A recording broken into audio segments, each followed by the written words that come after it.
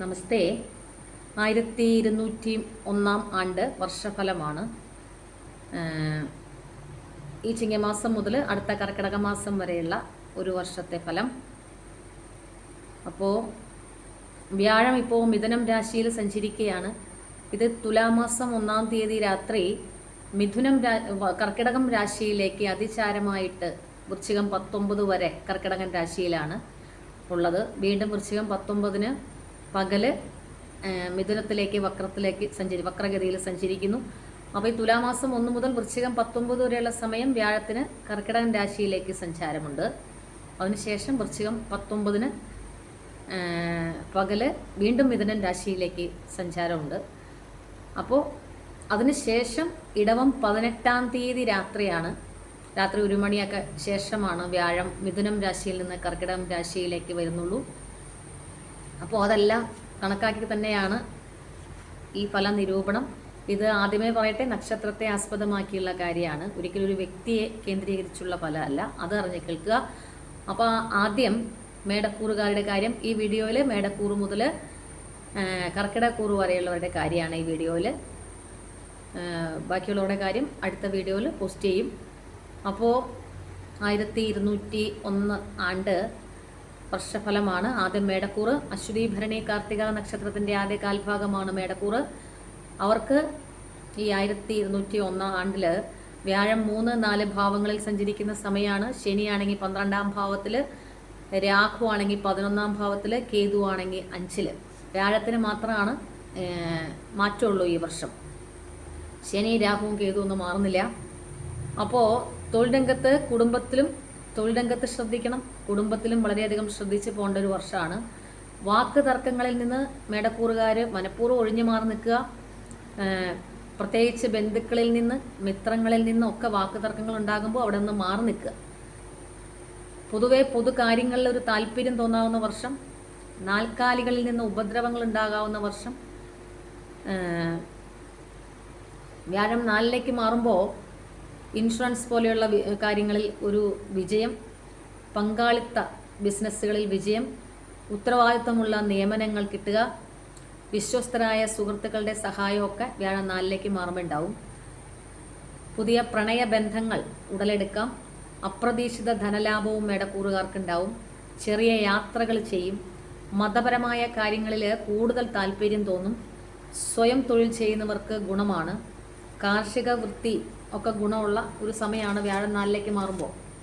പിന്നെ വിദ്യാർത്ഥികൾക്കാണെങ്കിൽ മത്സര പരീക്ഷകളിൽ വിജയമൊക്കെ ഉണ്ടാകാം. ഉപരിപഠന യോഗമൊക്കെ ഉള്ള സമയമാണ്. എങ്കിലും ശ്രദ്ധിക്കേണ്ടത് ശനി 12-ാം ഭാവത്തിലാണ്. വിദേശത്തുള്ളവർക്ക് നാട്ടിലേക്ക് വരാം, സ്വദേശത്തുള്ളവർക്ക് വിദേശത്തേക്ക് പോകാം. അങ്ങനെയുള്ള കാര്യങ്ങളിലൊക്കെ ശനി 12-ൽ സഞ്ചരിക്കുമ്പോൾ ഉണ്ടാകുന്ന കാര്യമാണ്. ധനവരവിന് പ്രയാസങ്ങൾ, തടസ്സങ്ങളും ശനി 12-ൽ സഞ്ചരിക്കുമ്പോൾ ഉണ്ടാക്കും ഈ വർഷം. ഈ സ്വകാര്യ സ്ഥാപനങ്ങളൊക്കെ ജോലി ചെയ്യുന്നവർ വളരെയധികം ശ്രദ്ധിക്കേണ്ടതുണ്ട്.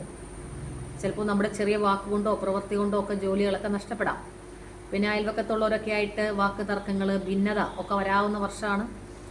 ആരോഗ്യകാര്യത്തിലാണെങ്കിലും പ്രത്യേകം ശ്രദ്ധിക്കേണ്ടതുണ്ട്. അത്ര അനുകൂലമായ വർഷമല്ല.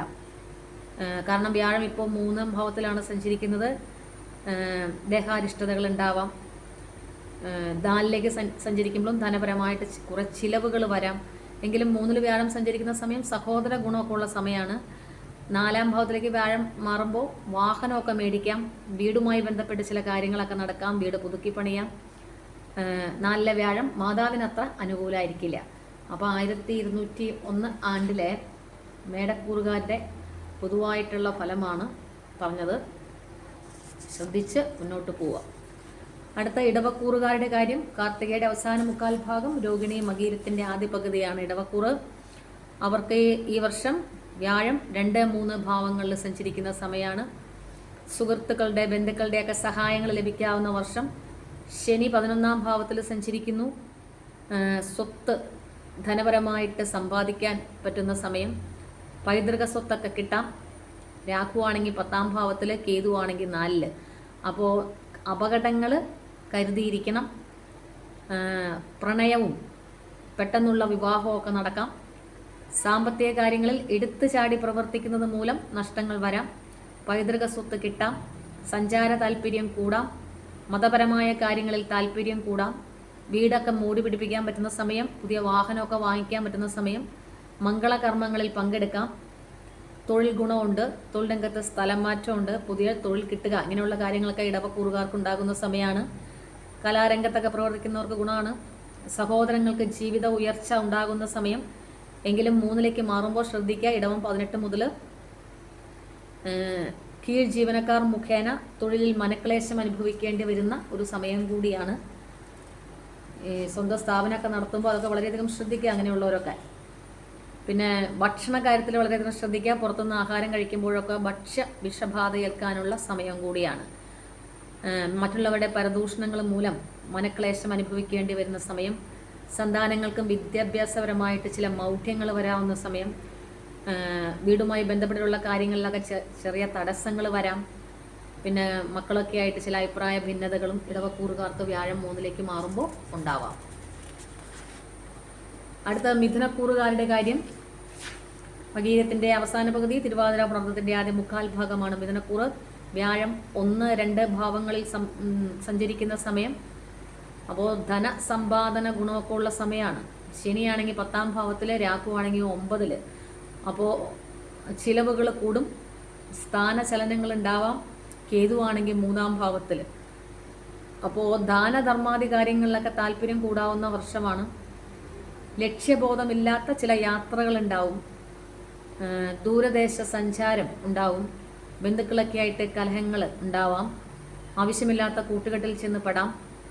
കുടുംബത്തിൽ ചെറിയ അസ്വാരസ്യങ്ങൾ ഉണ്ടാവാം. ആരോഗ്യ ക്ലേശങ്ങൾ അലട്ടാം. ശത്രുക്കളിൽ നിന്ന് ചില മാനഹാനി ഒക്കെ സംഭവിക്കാം. സന്താനങ്ങൾ മൂലം ചില മനോവിഷമതകളും അനുഭവിക്കേണ്ടി വരുന്ന സമയമാണ്. കടം കൊടുത്ത സംഖ്യയൊക്കെ തിരിച്ചു കിട്ടാൻ പ്രയാസം അനുഭവിക്കുന്ന വർഷമാണ്. വ്യാഴം 2ലേക്ക് മാറുമ്പോൾ ധനപരമായിട്ട് ഗുണം ചെയ്യും.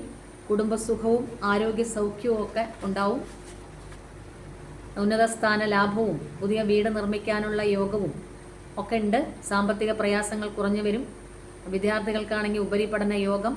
എങ്കിലും ഈ ജാമ്യം നിൽക്കുന്നത് പോലെയുള്ള കാര്യങ്ങളൊക്കെ ഒഴിവാക്കുക. അതൊക്കെ സൂക്ഷിച്ചു വേണം. കാരണം അന്യരിൽ നിന്ന് ചതിയും കലഹങ്ങളും ഉണ്ടാകാവുന്ന സമയം കൂടിയാണ്. അടുത്തത് കർക്കിടക്കൂറുകാരുടെ കാര്യം. വ്രതത്തിൻ്റെ അവസാന കാൽഭാഗം. പൂയം ആയില്യം നക്ഷത്രക്കാരാണ് കർക്കിടക്കൂറ്. അവർക്ക് വ്യാഴം 12ഉം 1ഉം ഭാവങ്ങളിൽ സഞ്ചരിക്കും. ശനിയാണെങ്കിൽ 9ാം ഭാവത്തിൽ, രാഹുവാണെങ്കിൽ 8ൽ, കേതുവാണെങ്കിൽ 2ൽ. അപ്പോൾ സാമൂഹിക കാര്യങ്ങളിലൊക്കെ താല്പര്യം തോന്നാവുന്ന വർഷമാണ്. രാഷ്ട്രീയക്കാർക്ക് പുതിയ അവസരങ്ങൾ ലഭിക്കാം. വിദ്യാർത്ഥികൾക്ക് ഗുണമാണ്. ദൂരസ്ഥലത്തേക്ക് ജോലിക്ക് ശ്രമിക്കുന്നവർക്ക് കാലതാമസമോ കാര്യതടസ്സമോ ഒക്കെ ഉണ്ടാവാം. ഭൂമി വാങ്ങാം, വീട് വാങ്ങാം, അങ്ങനെയുള്ള കാര്യങ്ങളൊക്കെ ചെയ്യാം. വീട്ടിൽ ചില മംഗളകർമ്മങ്ങൾ നടക്കാം. ഉദാരമനസ്കത കൂടും. അതിനനുസരിച്ചുള്ള ചിലവും വർദ്ധിക്കും. ബന്ധുക്കളുടെ വേർപാട് ഉണ്ടാവും. വിദേശകാര്യവുമായി ബന്ധപ്പെട്ട് ദൂരയാത്രകൾ ചെയ്യാവുന്ന വർഷമാണ്.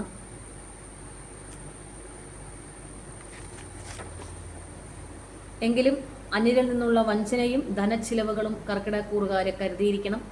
സന്താനങ്ങൾ നിമിത്തം ചില മനോവിഷമതകൾ അനുഭവിക്കാനുള്ള യോഗമുണ്ട്. നമ്മുടെ പ്രവൃത്തികൾക്കനുസരിച്ചുള്ള അംഗീകാരം ലഭിക്കില്ല. മനസ്സെപ്പോഴും വിമർശനാത്മകമായിരിക്കും. അതുകൊണ്ട് അത് ദോഷം ചെയ്യും. അത് ശ്രദ്ധിക്കുക. കാരണം കേതു 2ാം ഭാവത്തിലാണ് സഞ്ചരിക്കുന്നത് എന്നുള്ളത് കൊണ്ട് മനസ്സെപ്പോഴും മറ്റുള്ളവരെ വിമർശിക്കുന്നതിൽ താല്പര്യം കൂടും.